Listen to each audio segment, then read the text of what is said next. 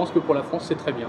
Je pense que c'est un moyen de participer à ce gros travail, plutôt que de dire ça arrive tout fait, c'est d'autres personnes, nous on est là juste pour l'appliquer, critiquer le travail qui a été fait, répondre, participer, c'est quelque part être partie prenante par rapport à ce qui va sortir, et comprendre aussi la difficulté de pouvoir se mettre d'accord sur une norme à l'échelle du monde quand même. L'intérêt c'est dans les discussions de mieux comprendre un petit peu ce qui se cache derrière les mots, quoi. Puisque une fois qu'on a un texte qu'on doit appliquer, c'est toujours intéressant de comprendre qu'est-ce qui se cache derrière les mots. Et je trouve que les discussions sont intéressantes à ce sujet-là, quoi.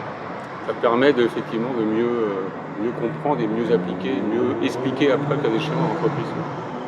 On voit que ça soulève beaucoup de débats dans la salle. Oui, des fois des débats très intéressants, un peu sémantiques, mais bon, c'est intéressant de bien comprendre ce que les gens ont voulu dire derrière.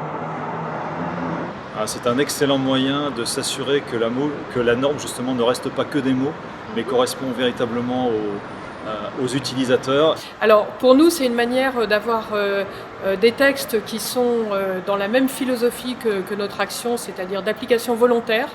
Donc on est dans d'autres véhicules que le dispositif législatif, que la loi et la contrainte ou le réglementaire, mais c'est de se dire que les parties intéressées dans la vie des entreprises vont se reconnaître et appliquer volontairement des choses, ce qui nous paraît, je dirais, plus pérenne.